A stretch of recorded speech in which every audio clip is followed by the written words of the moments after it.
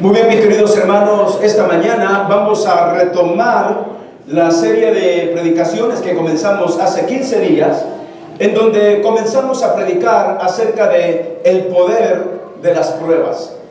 Y decíamos, hermanos, que muchas veces nosotros consideramos las pruebas como un castigo de Dios, como una pobreza en nuestra vida. Consideramos que Dios se ha olvidado de nosotros cuando vienen esas diversas pruebas.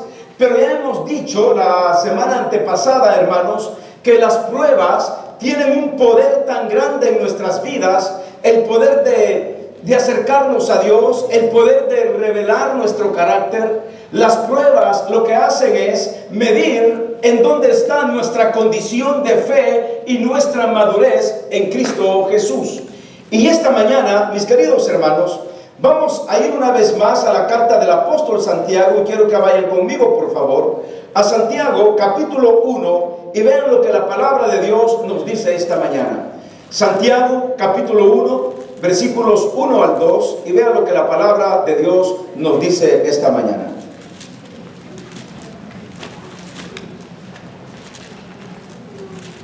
¿Están conmigo, hermanos? Muy bien, leamos juntos estos versículos de la palabra de Dios. Santiago capítulo 1, versículos 2 al 4. Leamos juntos la palabra de Dios. 1, 2, 3. Hermanos míos, tened por sumo gozo cuando os halléis en diversas pruebas, sabiendo que la prueba de vuestra fe produce paciencia. Mas tenga la paciencia su obra completa, para que seáis perfectos y cabales, sin que os falte cosa alguna. Decíamos también que otra traducción dice: hermanos en Cristo, ustedes deben sentirse muy felices cuando pasen por toda clase de dificultades. Así, cuando su confianza en Dios sea puesta a prueba, ustedes aprenderán a soportar con más fuerza las dificultades. Por tanto, deben resistir hasta la prueba, hasta el final, para que sean mejores y puedan obedecer lo que se les ordene. Uno de los pasajes que vimos también hace 15 días está basado en 1 de Pedro, capítulo 4, versículos 12 y 13, en donde la Biblia dice: amados, no os sorprendáis del fuego de prueba que os ha sobrevenido, como si alguna cosa extraña os aconteciese, sino gozaos, por cuanto sois participantes de los padecimientos de Cristo, para que también en la revelación de su gloria os gocéis con gran alegría. Y es como si Pedro estuviera diciendo: queridos hermanos en Cristo, no se sorprendan si tienen que afrontar problemas que pongan a prueba su confianza en Dios. Esto no es nada extraño. Al contrario, alégrense de poder sufrir como Cristo sufrió, para que también se alegren cuando Cristo regrese y muestre su gloria y su poder. Esto es lo que vimos hace 2 semanas. Y decíamos, hermanos, en primer lugar, solo para mencionarlo, decíamos que las pruebas tienen el poder de llevarnos a escudriñar nuestro corazón. Si no hay pruebas, no podemos escudriñar nuestro corazón. Las pruebas vienen, hermanos, como hacernos un autoexamen, una evaluación de nuestra condición espiritual delante de Dios.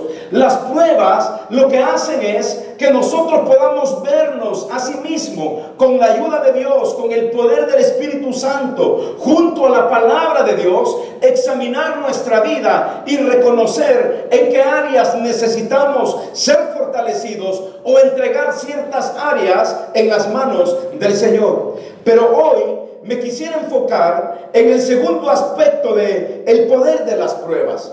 Y el segundo punto, mis queridos hermanos, tiene que ver con que las pruebas tienen el poder de enseñarnos a valorar todo lo que Dios nos da.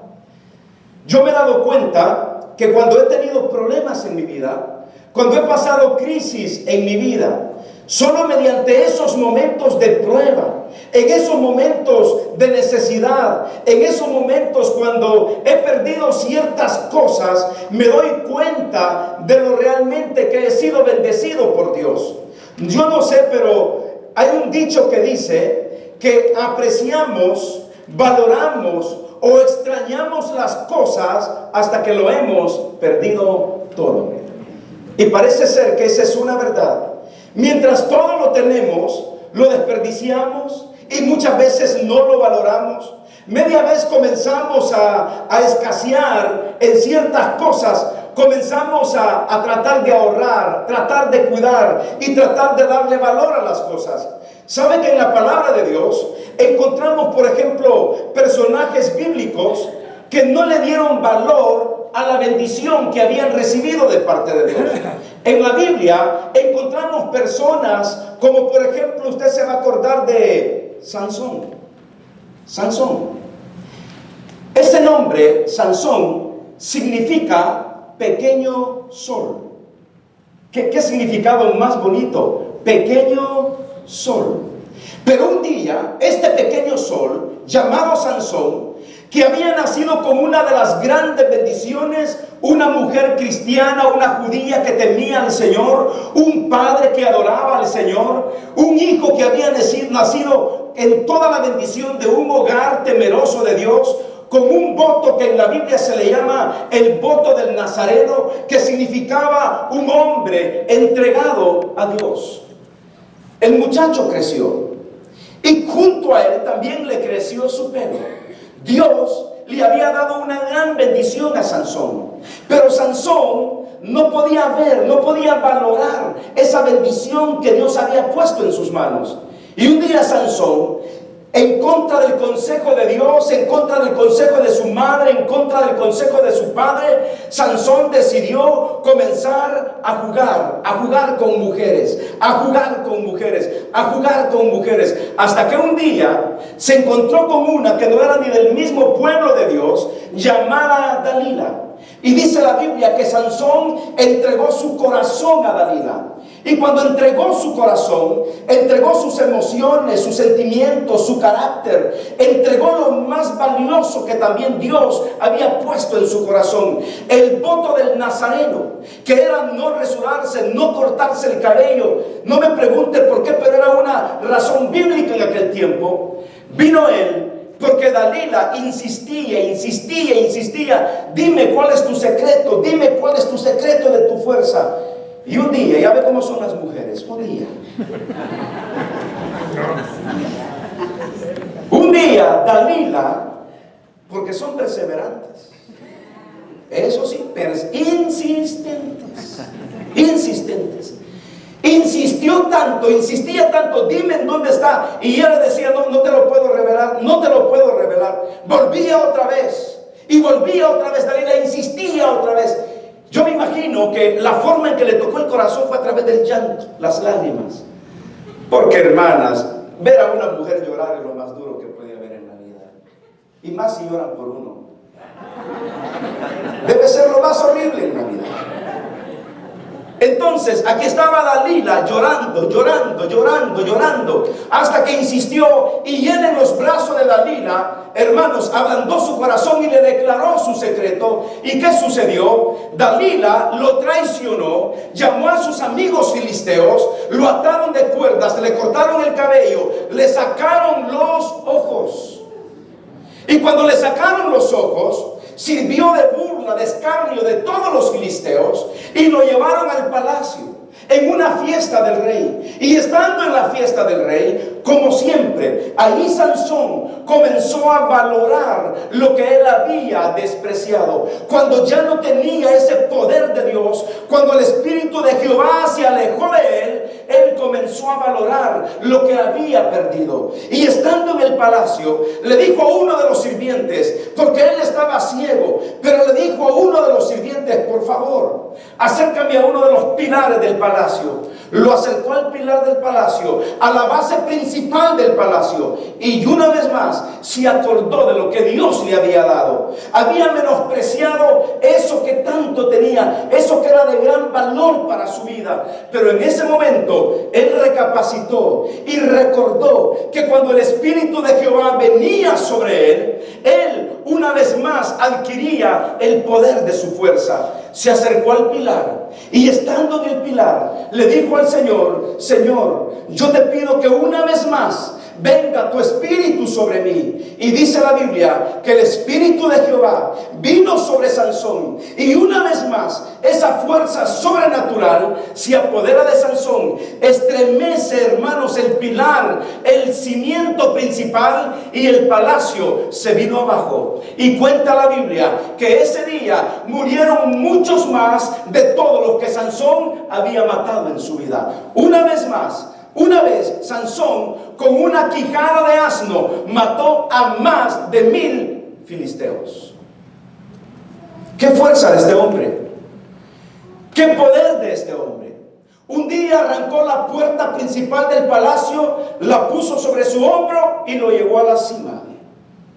Otro día mató a un león y le sacó un panal con miel que este león había comido.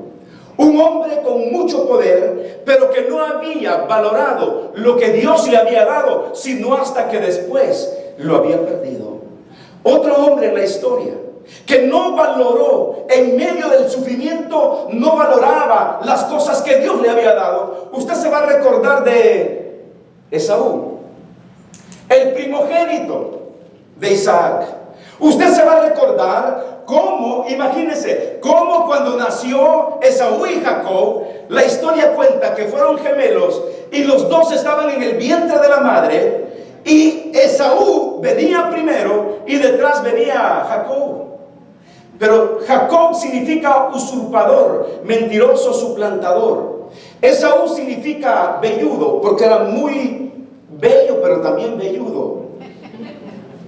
Y dice la Biblia que cuando nacieron, Jacob quería salir primero, quería quitarle el lugar a Esaú. Imagínense que la historia cuenta que cuando nacieron, primero salió Esaú y la mano de Jacob venía prendida del talón de Esaú. Jacob significa usurpador, mentiroso. Pero ¿qué sucedió? El primogénito en aquellos tiempos de la historia conllevaba una bendición tan grande por ser el primero, el varón de la familia. Y con el tiempo nos damos cuenta, mis queridos hermanos, que este Esaú, fíjese bien, era un hombre diestro en casa, en la casa. Pero ¿qué sucedió? Este hombre perdió su primogenitura. Y este pobre Esaú, dice la Biblia que en un momento de hambre, en un momento de arrebato, de desesperación, dice la Biblia que Jacob le dijo: yo te preparo un guisado. Y le preparó una sopa de lentejas, un plato de lentejas. Y ahora Esaú, con un apetito tremendo, le dice: yo tengo hambre. Y mire, Jacob desde el principio quería ser el primogénito. Y le dice Jacob: muy bien, tienes hambre, véndeme tu primogenitura. El tener la primogenitura era un gran honor para el varón. Y ahora Esaú, en un momento de hambre, en un momento de apetito, le dice: muy bien. Y entonces le vende la primogenitura por un plato de lentejas. Esaú no supo valorar lo que tenía, sino hasta cuando lo perdió todo. Y cuando Isaac los estaba bendiciendo, primero bendijo a Jacob y lo bendijo con la primogenitura. Y por último llega Esaú. ¿Y sabe qué dice la Biblia? La Biblia dice que le dijo Isaac, Esaú le dice: padre, bendíceme. No te puedo bendecir, ya bendije a tu hermano Jacob. Y mire lo que dice la Biblia en Hebreos. Cuando yo voy a la palabra de Dios, me doy cuenta lo que le sucedió a este pobre hombre, a Esaú. Dice la Biblia: pues ya sabéis que aún después, hablando de Esaú, dice: no sea que haya algún fornicario o profano como Esaú, que por una sola comida vendió su primogenitura. En Hebreos 12, 16 al 17 dice: porque ya sabéis que aún después, deseando heredar la bendición, fue desechado y no hubo oportunidad para el arrepentimiento. ¿Y qué dice la Biblia? Aunque la procuró con lágrimas.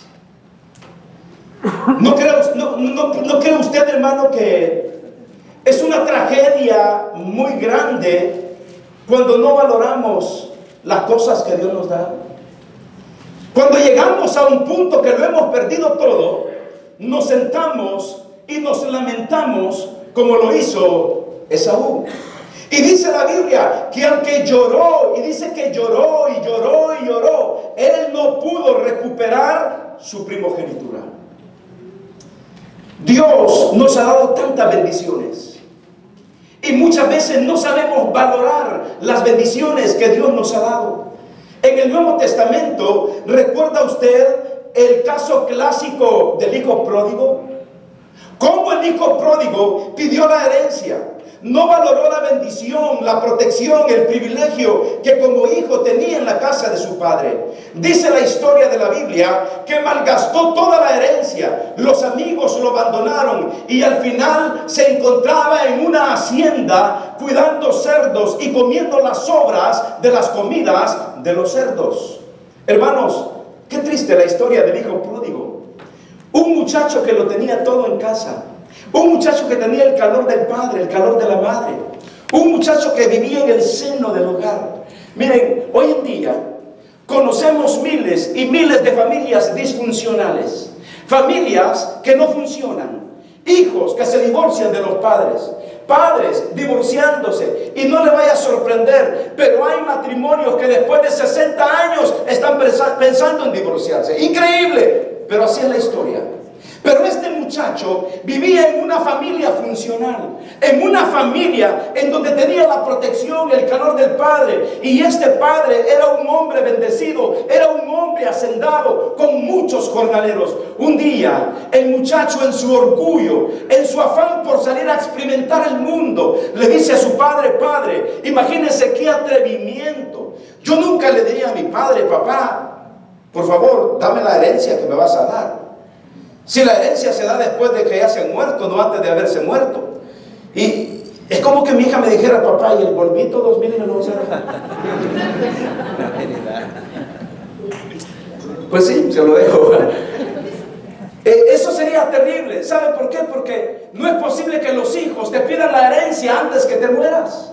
Entonces aquí está el hijo menor y el padre, con mucho dolor, conmovido en su corazón, le dice: aquí está, hijo, toma la herencia. El muchacho sale con sus amigos a malgastar y malgastar y malgastar el dinero. Cuando el dinero se acabó, los amigos comenzaron a alejarse, porque esto así es en la vida real. Esto así es, hermanos.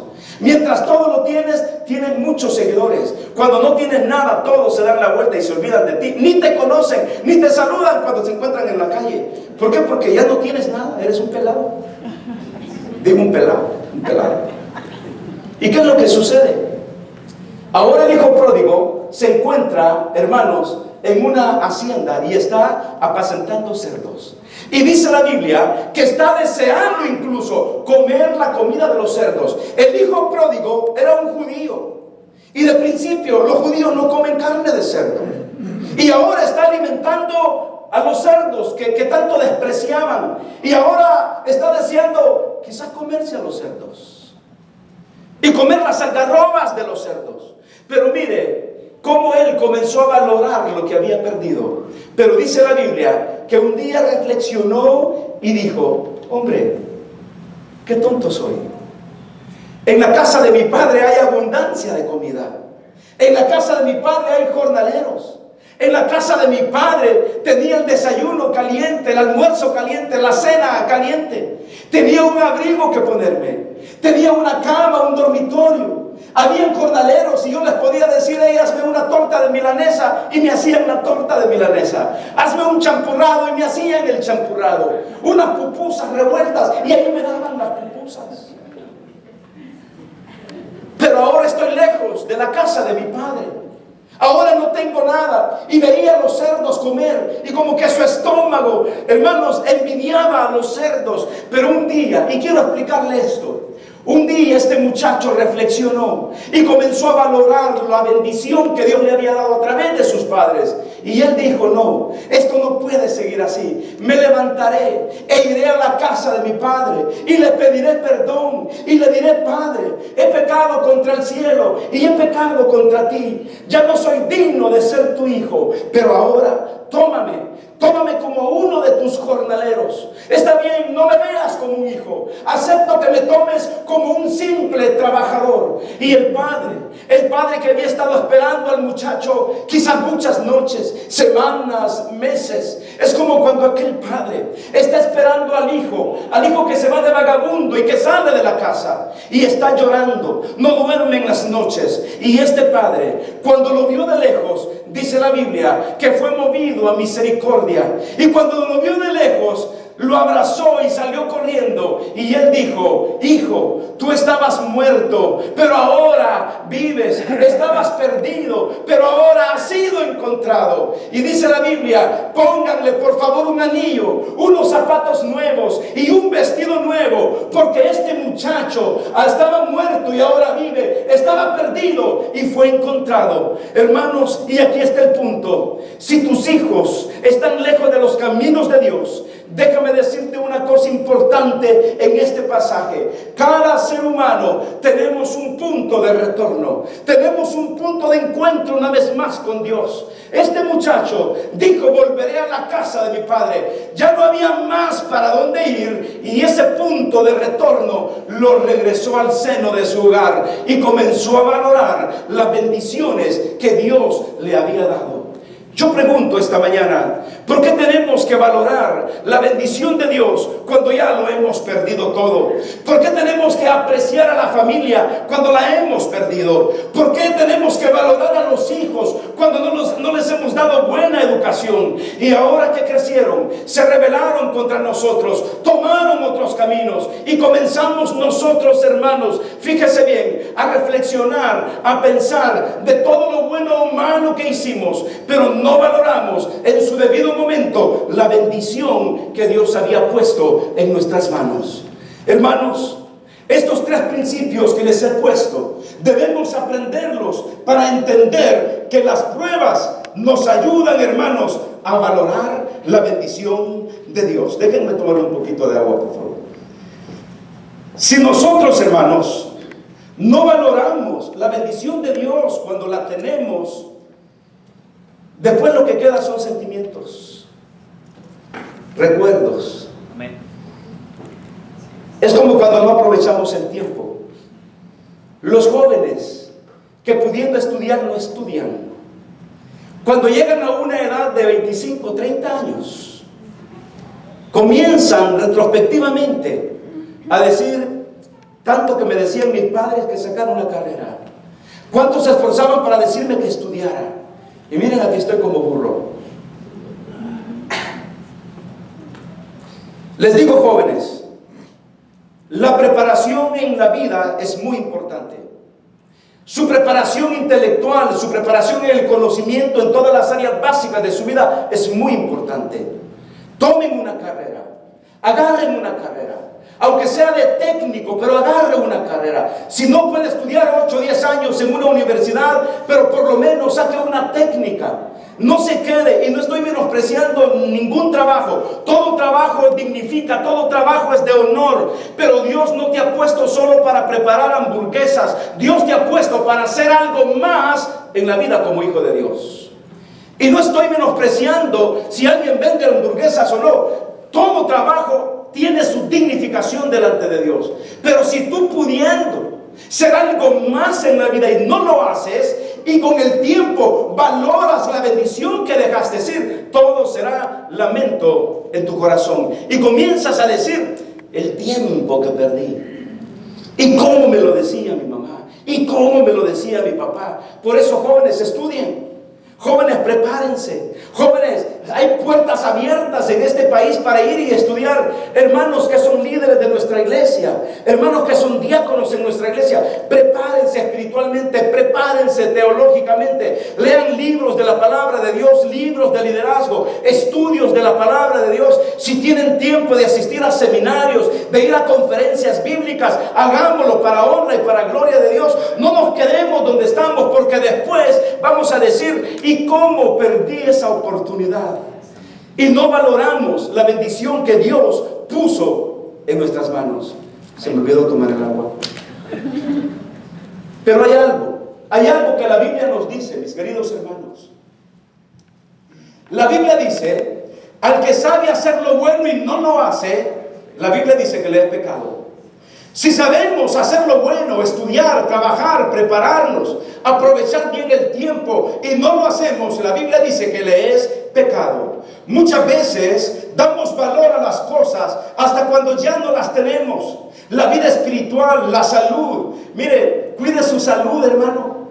La salud es una de las bendiciones que Dios nos da. No diga usted voy a comer así. Usted no nació para comer. Usted come para vivir. Usted no vive para comer. Hagamos quebrar todos los buffets.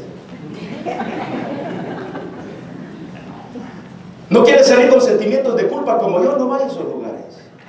Y si va, mire, esos lugares son para los que tienen dominio propio.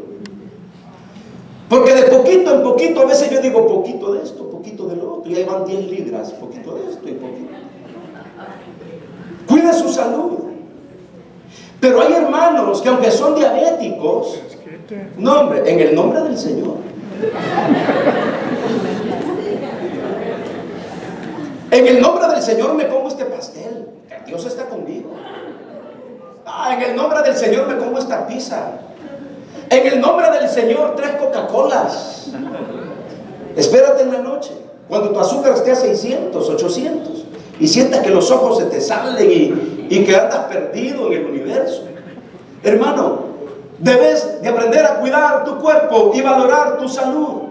Porque si no lo valoramos ahora, yo le digo a los jóvenes, jóvenes, hagan deportes, esto y lo otro. Cuiden su cuerpo, no comen tantas hamburguesas, no coman tanta chatarra, porque eso de nada sirve. Ya cuando llegan a una edad promedio de 40, entonces ya comienzan los achaques y nos pasan la factura de no haber cuidado la bendición de la salud que Dios nos da.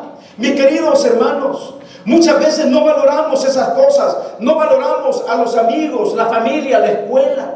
A veces no valoramos la iglesia, los maestros, los líderes, los hermanos en Cristo. Mire, esta iglesia es una bendición para nosotros. Sus hermanos en Cristo son una bendición para usted. Valore su iglesia, valore a sus hermanos en Cristo. Dele más valor a su esposo. Mujeres, sorprenden a su esposo el próximo domingo, llévele el desayuno a la cama. No, ahí no dicen nada las hermanas. Como que no dije nada. Esposos, si ustedes se levantan más temprano, pues háganlo así. Sorprenden a su esposa. Llévele un pozolito ahí. Pues digo, para los que les arde el estómago, un pozolito, llévele unas pupusitas, un par de huevos a la ranchera, con queso, con crema, con unas tortillas bien tostaditas, un cafecito ahí con esa leche que le ponen de vainilla, de coffee mate, ¿qué más? Un cheesecake ahí a un ladito. Y vamos, hombre, los estoy animando para ser queridos por sus mujeres. Y de repente usted se sienta a la par de ella y comienza a sobarle la oreja y se la hace más grande y más grande. Sorprenda a su esposa. Hoy que tiene a su mujer, valórala. Hoy que tienes a tu esposo, valóralo. Hoy que tienes a tus hijos contigo, valóralos. Mire, yo valoro a mi hija, está conmigo todavía. Espero que a los 40 se case, pero yo digo, la valoro, está conmigo, está con nosotros y valoro cada día. Anoche estuvimos viendo una película después que nos fuimos de acá. Vimos una película que se llama Mojave. Me interesó algo de esa película, de una frase que dijo el tipo que está ahí. Él dijo, ahora que tienes todo lo que quieres, ¿qué quieres? Ahora que tienes todo lo que quieres, ¿qué quieres? Porque esa es una realidad. Cuando tenemos todo lo que queremos, a veces decimos, ya no hay ni ¿qué más quiero? Pero comienza tu corazón a pedir más y más y más. Y ahora que tienes todo lo que quieres, ¿qué quieres? Como aquel millonario que le preguntaron, Señor, ¿usted es feliz con lo que tiene? Y él dijo, no. ¿Cómo sería feliz? Yo soy feliz con 1 millón más. Y ahora que tienes todo lo que quieres, ¿qué quieres? Debemos aprender a dar valor a la familia, a los hijos, a la familia, al padre, a la madre. cuando ya no los tenemos o simplemente ya no pueden estar con nosotros, es aquí en donde las pruebas nos dan el poder de aprender a valorar cada detalle que viene de la mano de Dios. Yo creo, mis queridos hermanos, que las pruebas nos deben de llevar a tener corazones agradecidos. En lugar de quejarnos por las circunstancias, debemos agradecerle a Dios por sus bendiciones. Si tienes buena salud, agradécele a Dios. Si tienes una iglesia, dale gracias a Dios. Si tienes hermanos en Cristo, dale gracias a Dios. Tienes un trabajo, dale gracias a Dios. Tienes familia, techo, alimentos, abrigo, el aire, el sol, la lluvia, todo lo que tenemos es una gran bendición de Dios. Amén. Nos quejamos del calor, nos quejamos del frío. En lugar de quejarnos de todo eso, démosle gracias a Dios. ¿Cuántas veces no nos damos cuenta de lo bendecidos que somos simplemente porque no estamos satisfechos con lo que tenemos? Hermano, permite que Dios te bendiga cada minuto de tu vida.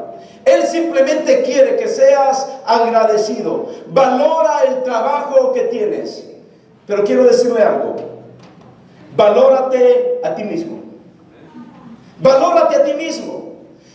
Valórate para cuidarte. Dedica tiempo a tu propia persona. No seas exageradamente exigente contigo mismo.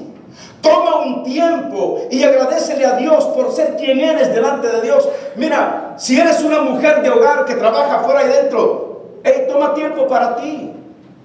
Toma tiempo para tus manos, para tus pies. Toma tiempo para tu salud, para tu cuerpo. He visto mujeres que dicen, pero yo soy la primera que me levanto, la última que me acuesto. No seas tan exigente contigo mismo. Valórate a ti mismo. Mira, muchas veces no te valoran porque no has aprendido a valorarte a ti mismo. Cuando tú comienzas a darte valor a ti mismo, los demás comenzarán a darte el valor que tú te pones a ti mismo. Tú vales de acuerdo al valor que tú te pones, pero yo quiero decirte algo más esta mañana. Nosotros no valemos por lo que la gente dice, valemos por lo que somos en Cristo Jesús. Somos hijos de Dios. No valemos por lo que el mundo nos dice. Yo valgo por lo que soy delante de Dios. Por eso Pablo decía, por la gracia de Dios soy lo que soy y su gracia está sobre mi vida. Valora quién tú eres delante de Dios. No importa las facciones que tú tengas, no importa la estatura que tú tengas, no importa la dimensión de tu cuerpo que tengas. Lo importante es que tú te valores tal como Dios te valora a ti. Y cuando tú comienzas a valorarte, los demás comenzarán también a valorarte. Valórate. No te menosprecies a ti mismo. No digas, ay, qué feo soy. Hay que ser realistas también. No andes proclamando ahí que eres el más bonito de la iglesia, como la hermana Rebequita me lo dice a mí. Que el pastor es el más guapo de la...